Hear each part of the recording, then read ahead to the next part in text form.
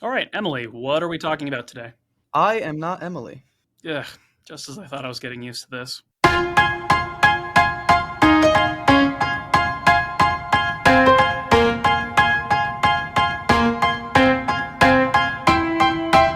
Welcome to the Science of Wealth, where we discuss the science behind financial planning and the art of learning and applying it. Okay, if you're not Emily, who are you? Sure, so my name is Daniel Stefanski. I am the newest financial planning analyst here at My Wealth Planners in Longmont. Originally, to give you a little bit of information about myself, I am from New Jersey. I recently graduated from St. Joseph's University in Philadelphia and moved to Longmont, Colorado from my home state of Jersey about 3 weeks ago. So I've been soaking it all in, starting work here with My Wealth Planners, and that's been a very exciting experience. Part of the reason I was hired was because my name is Dan as well. So Ironically, I think I actually tried to avoid hiring you because your name is Dan, and you won me over. So I'll give you credit there. Now, you say you're from Jersey. Did you grow up in Jersey, or is that just where you were before you came here? grew up on the border of New York State and New Jersey. So for the first decade or so of my life, I lived in New York State, but about 20 minutes north of where I currently or previously resided in New Jersey. And I spent most of my time there until I moved to Philadelphia for college. And then I spent about a year there after college until I moved here to Longmont. Okay, and I vaguely know something about the layout of Philadelphia. So I've been in, I think, what is it, like Fishtown? I think that kind of along the river eastern side, and I've been downtown. So where is St. Joseph's? St. Joseph's is on the main line in Bala Cynwyd. So I'd say it's the west side of Philadelphia, a little bit out of the main uh, town of Philadelphia, about 30 minutes from downtown. Okay, gotcha. So more of a suburb of Philadelphia. Yes. Okay, gotcha. And what made you want to go to that school in particular? One of the big attractions to St. Joseph's for me was it was about 2.5 hours from my house. So it gave me enough freedom where I didn't feel like my parents could come at any given time. But at the same time, I was still close enough where if for any given reason I needed or wanted to go home, I had that opportunity.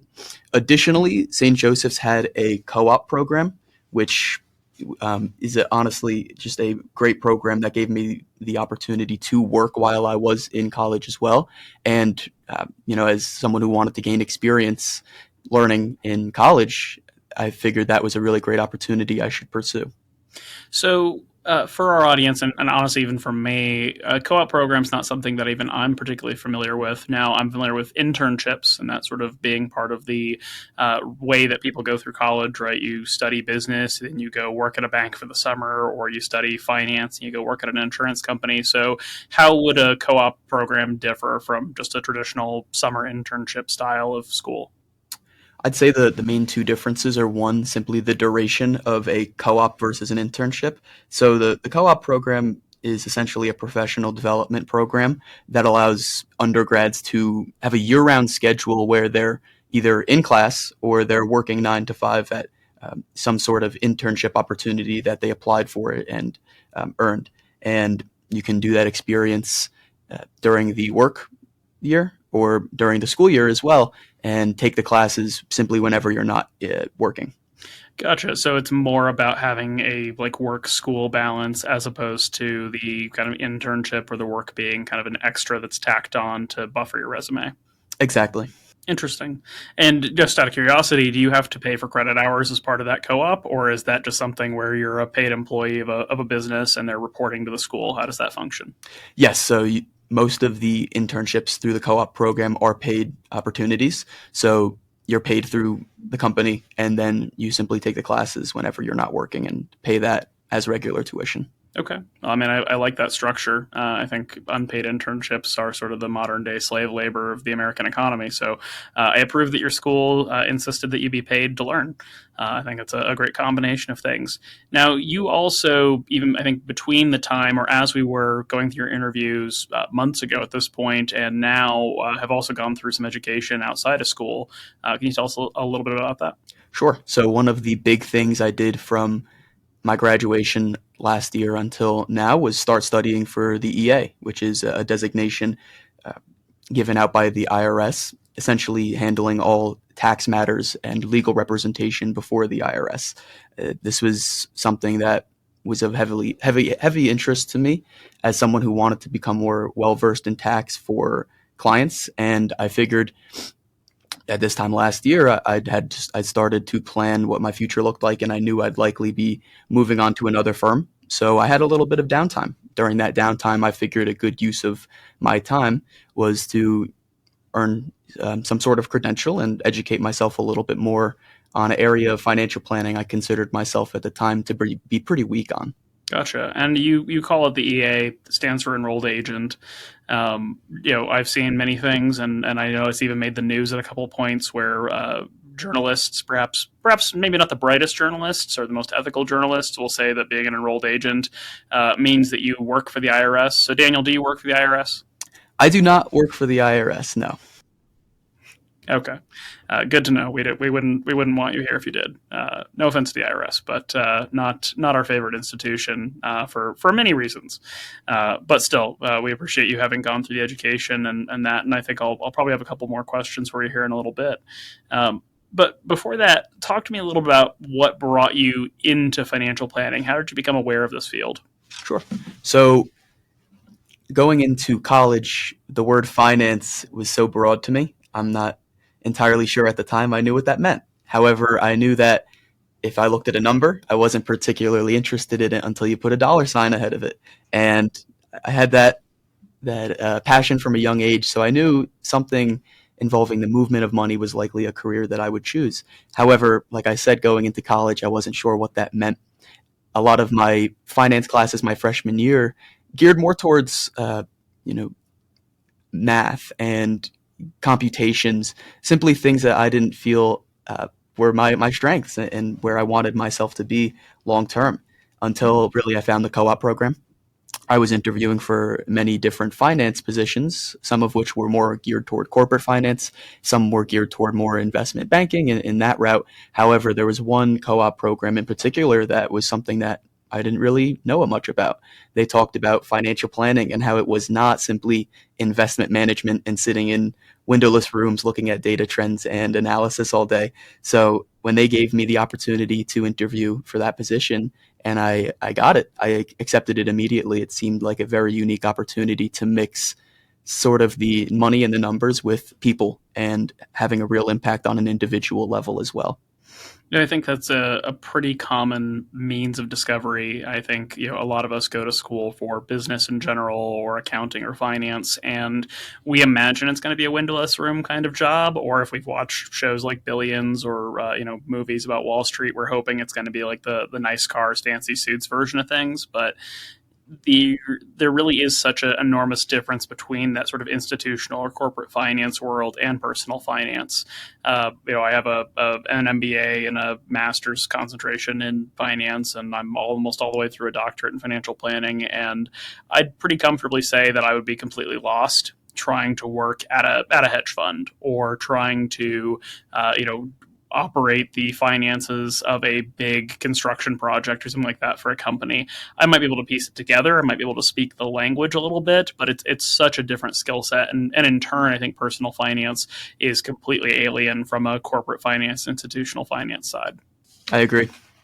So you kind of learned about it in college. Now, did St. Joseph's have a financial planning degree program, or was it a certificate or a concentration? How did that part of it work? St. Joseph's University did have a financial planning program or major for my freshman year. However, I did not declare a major until my sophomore year. And between the time I was a freshman and sophomore, the head of the program retired. So they got rid of the program entirely, which meant instead of being a financial planning major, I simply had to choose on being a finance major. And that is a actually not unique risk. I believe it was the University of Texas a couple of years ago had sort of a patron program director who passed away, and that program essentially collapsed. And if it wasn't University of Texas, I apologize. Dr. Nathan Harness out of Texas A&M taught us about that or explained that to us a couple of years ago during the PhD program. But that's a real risk. I mean, even for me working at CU Boulder's program right now, that program I think lives and dies by the efforts experience of a saint of a man named Harry Starn. Harry, if you're listening, you're a wonderful person, and we love everything you do. But that program, I think, is still very fragile, like many financial planning programs are, in that it's such a young field, and those programs and departments tend to be very new and very small at universities, that where if that advocate changes jobs, passes away, even gets promoted, the program sometimes can just sort of collapse or evaporate because there's no continuity. It's literally just the one person keeping it running. So it's unfortunate that happened to you. Clearly, it's worked out. You're still working here now in financial planning, but it's a shame that you weren't able to go all the way through that program. Right. So talk to us about your first, I guess it would be a co-op, not an internship. So what was your first experience getting into financial planning? At first, it was simply being a sponge. There's a ton of information that as a new planner or associate planner, you have to learn simply to understand what people are talking about. So I think a considerable amount of my time during my first co-op term, which I believe was a little over 6 months, I spent a lot of that time simply learning and trying to absorb as much information as possible. And I could do that through self-education, reading, sitting in on client meetings, or helping one of the more experienced advisor prepare for meetings and taking notes on those meetings as well. During my second co-op, I had a little bit more experience and knowledge, and at that point in time, I took a little bit more of a role in assisting lead financial planners converse with clients, as well as do some of the operations and work on the back end as well. So in that timeline, did you become licensed and have your own clients, or was this all sort of in a support kind of preparation, plan modeling, that sort of stuff? A little bit of both based off the complexity of the case, I would say. I had a little bit more autonomy if the cases were more within my wheelhouse in terms of scope of service and complexity. Now, if things had more moving pieces, then at that point we would defer to a lead advisor and I would fall back into more of a support role. However, I wore many hats in that I did have certain clients that I was the lead on the relationship for, and then there were clients whom more complexities were involved where I took more of that support role. Gotcha. Now, a fairly common, I'm going to call it a problem. Some people might disagree with me, but I think a very common problem that we hear about and certainly see quite a bit of in the financial planning space, in the financial services space, is somebody like an intern or a brand new planner is brought in, and essentially part of your interview process or your onboarding process is, hey, fill out a list of 100 people or 150 people and your job is going to be to turn around and ask those people to do business with you. Was that an experience you had there, or did they give you sort of the space to just learn and not have to do sales to people you know? Probably somewhere in the middle, where I wasn't given that cursed sheet where you have to fill out a list of names and folks you know. However, at the same time, sales was a part of the position, and it was important for me to learn how to sell yourself and how to convey value to clients and potential clients. However, it was not the main scope of my internship. But at the same time, I was expected to bring some clientele into the firm. And was that something you felt comfortable with, or was that a challenge for you? I think it was a challenge for me, not because I didn't think I had the ability to recognize a need in individuals and then find a way to, bring them into our universe. I think more where the uncomfortability stemmed for me was around the fact that I didn't have much experience. So it's hard to passionately tell somebody why working with you or your firm is the best and greatest when in reality it's something that you've only been doing for a handful of months or years yourself. Sure. On the other side of that, I'm sure you had, those lead planners, those more senior folks around you who were there to make sure that you were going to do the right thing for your clients. It wasn't you just being left on your own devices. No, not at all. However, if, we're not in a work setting, maybe I'm out to dinner with some friends and stuff, it definitely helps to have that experience so you can convey that knowledge a little bit more, a little better than maybe someone without any experience. Sure. Well, and time and kind of experience do ultimately build that confidence to give people guidance and advice. I think one of the craziest things that still sort of blows my mind to this day is that if you've studied finance, right? If you have a finance degree or if you've taken the CFP courses, at that point, even though you are essentially a completely entry level person in the world of finance, still you know more than 99% of the population about finance because financial education is so absent in our kind of K through 12 education programs as part of graduation requirements for most schools and so on. And that imposter syndrome that you just described is something that really comes out in a nasty way, where on one hand, you objectively know more than almost anybody you're going to talk to. And on the other side of it, that doesn't make you feel any better about it because you still feel like you've barely learned it yourself.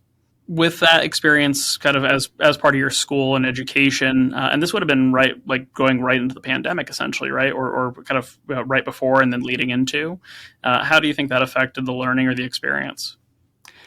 I think on the one hand, it was very beneficial for me. I had interviewed with this firm right before COVID had started. I was planned to go into the office for an interview that we had to cancel because it was during those initial days of COVID. Long story short, we did the interviews via Zoom, and I wasn't supposed to start that job position for another 7 months or so when the co-op term began. However, since COVID allowed a lot of individuals and firms to start working from home, they extended the offer to me to start working earlier and help them transition into this new state of online via Zoom. And because of that, I am extremely grateful. I was able to get more experience and start earlier than I would have been able to if this was an in-person experience. However, at the same time, I do think as a new planner or aspiring planner coming in, it is a little difficult learning online. And waiting for a response that you typed into Teams, as opposed to knocking on the door to someone next door and asking him a question and getting an answer in a few minutes. So I do think it likely made the learning curve a little steeper, but at the same time, I think I made up for that with the earlier time that I was able to start working. Yeah, I mean, I think it's invaluable to be able to sort of do the wander around the office at certain times to just kind of pick people's brains. Hey, ask, hey, what are you working on? What do you think about this?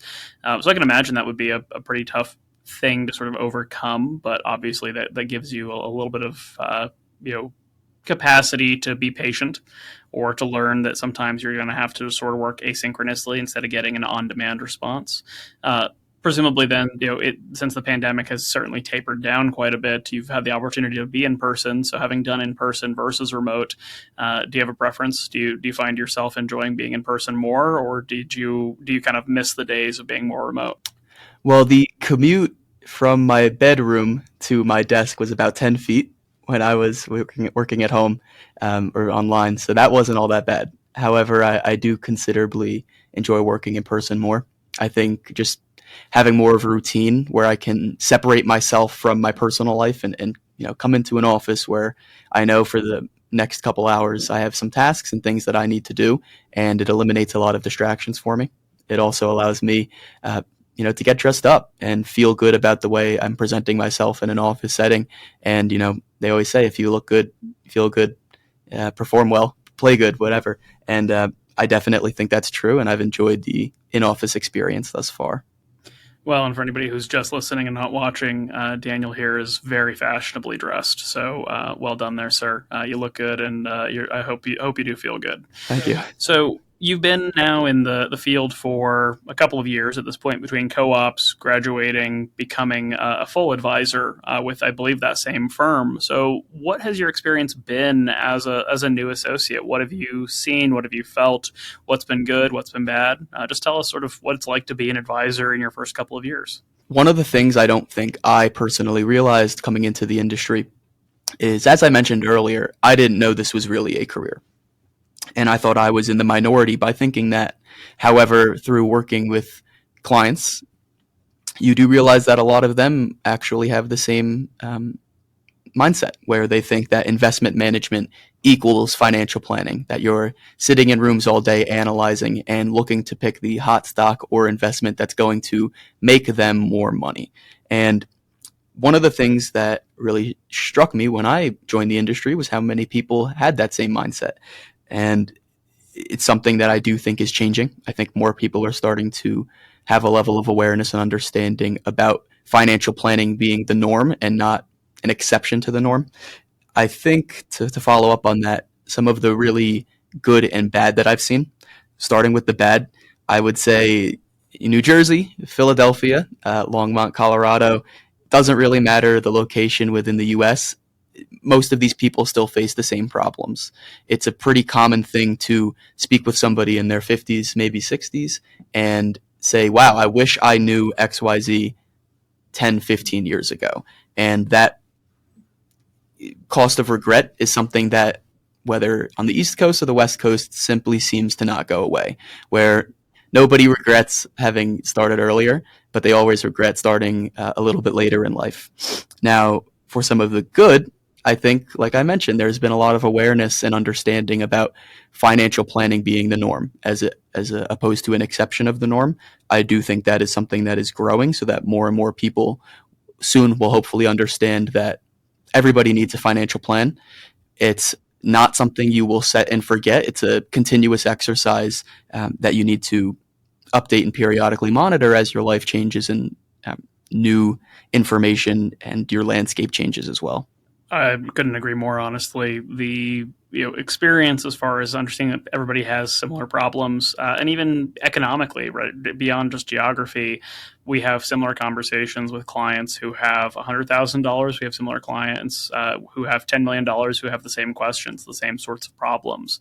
The size of the problems is obviously different, but there's such an interesting commonality in that most people just want to understand: am I going to be okay? And that might sound funny, right? If you're the person with $100,000, the person who has $10 million asking, "Am I going to be okay?" probably sounds laughable. You're thinking to yourself, "Well, with that much money, I'd be great. I'd be fine. Everything would be wonderful." But the fact of the matter is, we're all human. We all grow into a certain scale of experience, of wealth, of income, right? That term lifestyle creep can kind of sneak up on us. And it's such an interesting experience to see over and over and over again that people, by and large, are dealing with the same kinds of questions and problems and challenges and looking to accomplish many of the same things, although everybody's kind of goals are as unique as they are. So, in terms of having had the experience now of seeing that people have sort of the same problems, the same challenges, what do you find you enjoy the most about financial planning in your experience with working with clients? I love that financial planning is such a beautiful mix of the quantitative skills that you develop and also a lot of qualitative skills and soft skills. So I can nerd out on the numbers and spreadsheets if I want to all day. However, at the same time, there's a real person and a real family that we can have an impact on their life, and being able to share in that impact and the work done on their behalf is equally, if not more, of a plus for this job, and being able to speak with real people and over the years see the progress that they make within their financial plan and what that provides them. Very fair. So, what made you, having already been doing this work, want to move halfway across the country to do presumably or potentially the same work? What was the compelling interest in wanting to make a change? I think first and foremost, I knew I was going to leave the current firm I was at simply because I felt I was at a point where sales was being put on slightly more of a pedestal than my professional development. And I wanted my next opportunity to be a place where I can simply be another sponge and learn as much as I possibly can, and defer to more competent professionals, learn from them, watch how they operate and the way they conduct business. Additionally, I think more on the personal side as well, this area of the country fit a lot of my values and things that I was looking for in my next stop. My brother went to school out here for a little bit, so I did have a fairly good understanding of the area and what it entailed. At the same time, I love being outdoors. I'm a very active individual, whether it's biking, skiing, golfing, or really anything else. I love being outdoors, and this is a great area to be able to do that. And it's also a great area to be able to work and learn from some great professionals and hopefully become a better planner and professional that can help more clients as a result.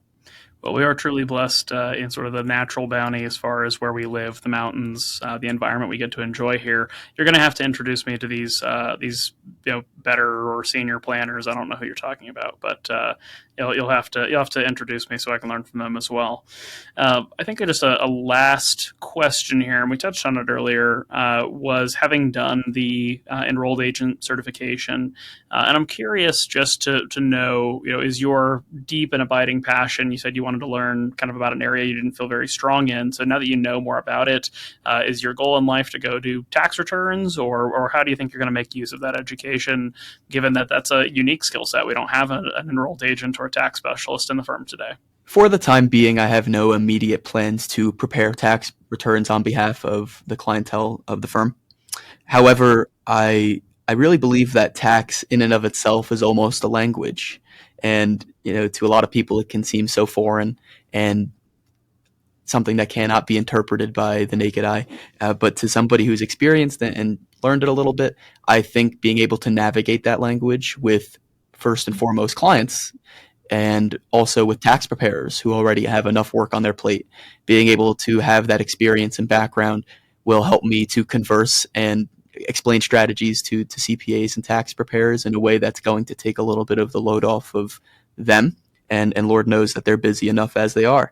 Additionally, everything we really do for clients, from the small to the big, is most likely going to have a tax impact in some sort of way on their financial position. It seems extremely logical to me to be able to understand that language so that we can explain to clients, down to the sheet and form it's going to show up on their tax return, exactly what the tax impact of any strategy or movement of assets or money is going to do for their year-over-year tax return and also their long-term tax plan as well. Certainly. Well, and as I like to put it, amateurs measure gross returns, educated amateurs measure gross returns net of costs, and professionals measure it net of costs and taxes. So I think in that regard, you are 100% spot on.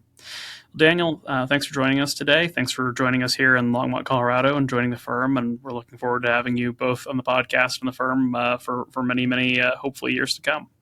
Great. Thanks for having me, Dan. Cheers.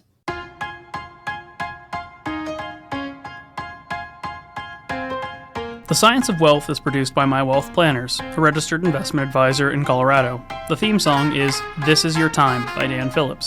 The podcast is intended for educational purposes only and is not investment advice or any other form of advice. Not all material discussed on the podcast is appropriate for every individual in every circumstance, so you should consult with a certified financial planner, tax professional, or legal professional as appropriate before attempting to apply any of the subjects, strategies, or tactics discussed on the podcast.